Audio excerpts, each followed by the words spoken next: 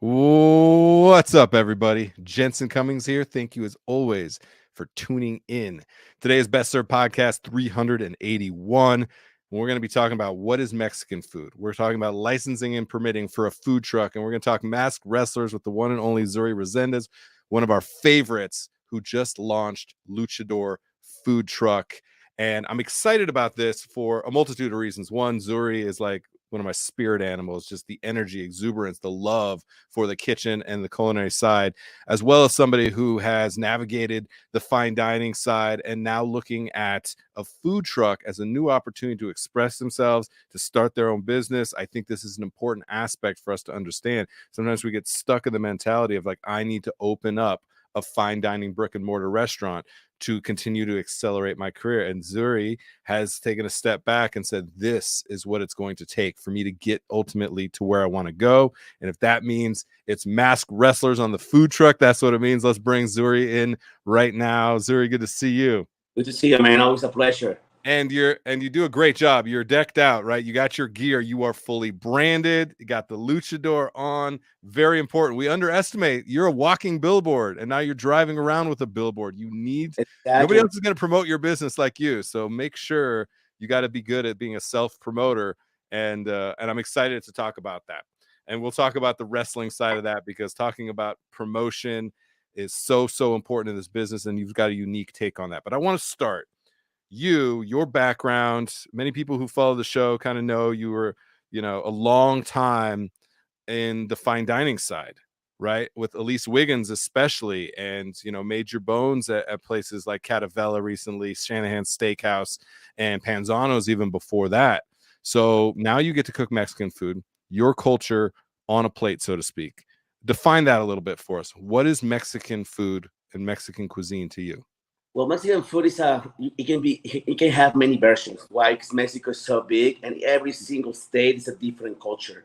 The beautiful thing about me is, like, I come from Mexico City, so all the cultures get there, and they all claim to be the best of the best. So you kind of learn a little bit of everything, and Mexico City cuisine is so fine and so fun and so diverse because you mix everything together. Yeah, it's very much like a New York City type, like, melting pot, where it's all the cultures, even beyond. You see all of Latin America being expressed in Mexico But the City. way that I see is like, if Chiapas, the state of Chiapas, make an excellent cactus salad, but they don't put it on their taco, then the Mexico City be like, oh, just put it on your taco, man, and call it the Aztec taco. And you're like, oh, the two things go together. It's like a chef. Every single component on your dish has to be great. So every single component, like in Mexican cuisine, has to be great, even together. So for me, Mexican cuisine is like when you come from school, from middle school, from high school, and you feel all those aromas in your nose, like your grandma's cooking, your aunt's cooking, everybody's cooking everywhere, because like at 2 p.m. everybody eats, and they have to go grab the fresh tortillas, and then it's a ritual. Everybody sits down, and if it's like a Monday or like a Friday, it's so fun because you pull off all the leftovers from the week, and you have like a massive buffet. So cool. I like it too because there's some competition there. So you already are like, people are competing, like, who's got the best version of any given dish from any given culture within Mexico, with any state. You also, like, if your food's not good, people will fucking let you know there. Yeah. Like, it's no joke. So like, you got to be on your game for sure. So I appreciate that you kind of came from that. And you mentioned the aunties and abuelita cooking the food. There's such a rich cultural heritage. We do a disservice to Mexican cuisine thinking that that's monolithic, that it's just tacos, burritos, and quesadillas. Every state is so completely unique, and it's maybe behind China, the most diverse food culture in the world. It is. And we haven't even barely tapped into it. So I'm excited for that side of it. So I appreciate that. I love it. I absolutely love it. All right. I want to talk about some of the challenges of opening a business, any kind of business, food trucks especially. Hear this a lot. The licensing and permitting is such a challenge because, I'll lay the groundwork for people, every area you're going to drive to pop up your food truck has different permitting and licensing processes, expectations, costs, fees, all of those things. It's not like you're in Denver proper and you're going to go through the licensing and permitting process in Denver. You have to do that for Denver County, Johnson County, Summit County, wherever you're going. Talk about that, because I'm sure that created a lot of roadblocks for you. So yes, one of my first challenges was that, I did some research and they told me the hardest one to get was the Tri-County. So basically, Tri-County allows you to be pretty much in all Colorado except Denver, which I was shocked, And I was like, why? And then they're like, I don't know. That's how it works. Different requirements, the city. I was like, okay. So it was super hard to build because you need to think about all of this before you even build your truck. Yep. That's the thing I would recommend that. I'll do some research, see how you want to build your truck, and then ask for some questions, man. Nothing wrong with asking questions, and so that's how I realized it. What kind of equipment, the material of the equipment, it has to be new. What kind of brand, all those kind of things, they have to do with the licensing, even the menu, how you want to be developing your menu. Some people want to sell, example, ceviche, right? Or even have eggs in the menu. You have to put it under the bottom of the menu, eggs under your wrist, we have raw product, all that kind of stuff. So people don't know that. I saw people getting rejected just because they didn't have that small thing, and they have to come back again. So it's time consuming, and make sure your window works correctly. Make sure the window is the right one for the right county or for the state. Make sure even the tanks of the water, man. How many hours you want to operate? Okay, I'm going to operate all day. So you need a bigger gallon of water and a bigger one for the dirty water. So all those kind of details have to do with it. If you don't think about it, it's going to be one time that you'll be like, oh, yeah, I'm going to be working all day. And then the truth is, no, you can only operate 4 hours because your tank allows you to operate 4 hours. Right. Yes. And the thing is, the bureaucracy, and some of us know, all of the health departments, all of the excise and license, they all also have to prove that their job is important. So they're going to nitpick all these little things on you, and they're different. And the health department coming back to you with questions on how are you processing these things? How long are you storing these things? Are you hot holding products? How long? How are you marking those? These are things that are so important. We have an episode launching today that's called Restaurant Opening Order of Operations. And it's so crucial to your point. We start developing our menu and building our truck and all of those things. That's step 212. You got so many things. Yes. So many things to figure out. Where did you look for research? Because it's easy to say research. You start Googling stuff. How did you find the resources you needed? To be honest, I start going to food truck events. Just bending their ear, huh? There's a place in Aurora that have 25 food trucks operating at the same time. And you know me, I was like, hey guys, how you doing? Make friends with everybody. I buy some tacos and be like, can I check it out? Can I take a picture? So I was really doing my homework. I was really checking out, and I'd be like, oh, so how do you do this? Even if I knew, I will ask questions like that. And then I have a couple of friends as well. They have some food trucks going. They were huge help for me. One of them is Gabriel Aragon. He owns Tulas Tapas. Mm-hmm. And then the other one is Jeff. He owns a barbecue food truck. Okay. So that's pretty much, I went to see them. I talked to them. I was like, dude, I think you're going to charge me some money because of this. And they were so nice. It was just free advice. Yeah. And after that, I watch YouTube videos to 1 a.m, 2 a.m. They say one of the hardest permits to get is California. So that's what I watch. Okay, so I'm going to do it California style. That way I can really pass this thing. Oh, got it. So the most challenging possible process, you're going to reverse engineer that. It's when you talk about who you know over what you know, it's so true. You have to know the foundation of what it takes to run a kitchen, to run a business. So, being able to tap those type of people and ask questions.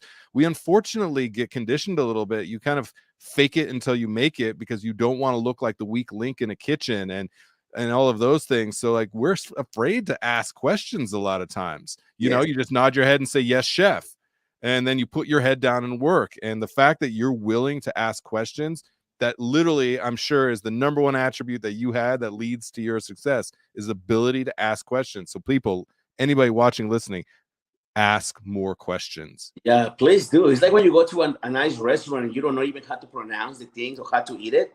I think the best to enjoy is to ask. I mean, you're paying for the dish, nothing to lose, right?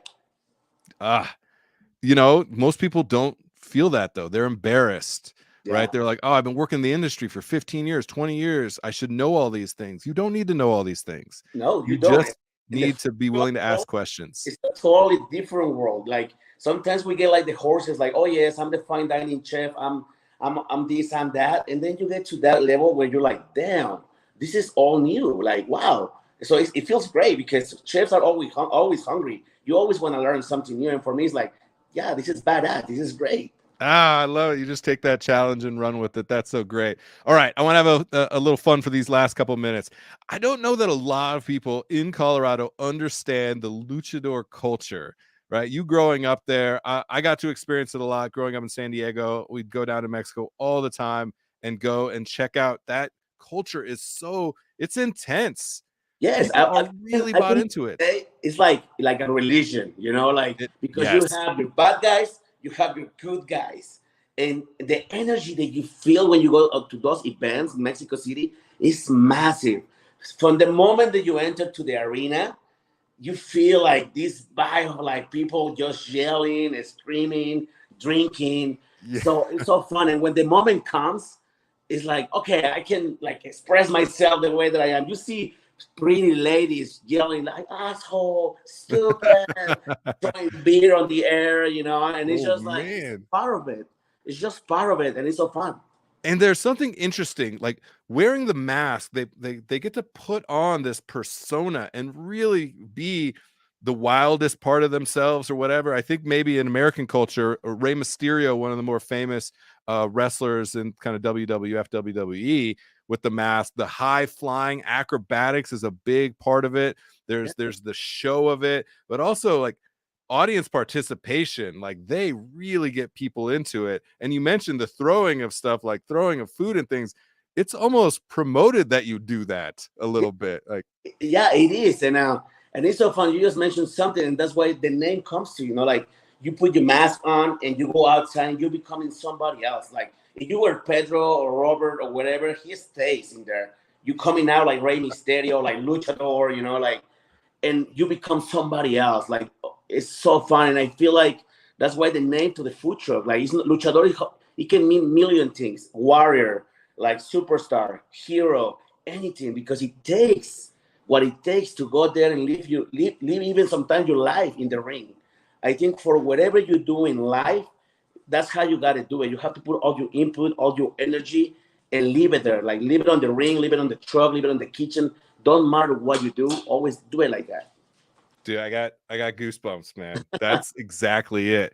You gotta live your life to the fullest, and you're on stage when you roll that truck in. And I think everybody appreciates and will appreciate the fact that you're leaving it all out there for them. Like, this is the show and they're a part of it. And I really appreciate that. Last thoughts. This is great. Amazing as always. Thank you. Well, last thought, man, like food truck is not only a food truck, you know, like it's a food truck with a vibe, with somebody alive in it, with a chef. We're a chef on wheels. We try to connect with people. We try to connect with our customers, and we try to bring new things to it. Like you said, I'm not quitting fine dining. I love fine dining. I love food. I love anything that you can eat and connect with people. But now, a business are business, and I have to create customers in order to offer them new things. And that's the way I think I'm going to be marketing Luchador. And that's it. That's it. Mic drop. Amazing. Really, really, I'm not surprised at all that you have this mindset, this approach. It's really great to see it manifest in this way. I know that it's been such a deep connection with you and the kitchen and throughout your career. And now the fact that you get to bring Luchador to the people, it means something. I appreciate hearing about it from you. No problem, guys. And make sure you follow me on Instagram, Luchador Dad Food Truck. See my schedule every Monday. I'll be rolling all Denver, Jefferson County, everywhere. Okay, so stay tuned. Love it. Promote the hell out of yourself, man. We'll do our part as well. Be good, Zuri. Yes. All right, take care. Bye, guys. Cheers. I absolutely love that guy. Zuri is just such the energy that we need, being able to be humble, being able to put on a show, understanding the gravity of opening your own business, being willing to ask questions, checks all the boxes. And I know if you are out there thinking about starting a food truck, and hit up Zuri. I know that he'll answer any questions that you have. And that's it. Appreciate you all as always. This was Best Served Podcast 381. What is Mexican food? Licensing and permitting. Masked Wrestlers with Zuri Resendiz of Luchador Food Truck. Go start your own business and bring something new, just like what Zuri is trying to do. This is the opportunity that we all have, is to express ourselves in a unique way and do it by starting a smart business, which is exactly what Zuri did. All right. Appreciate you all. Cheers.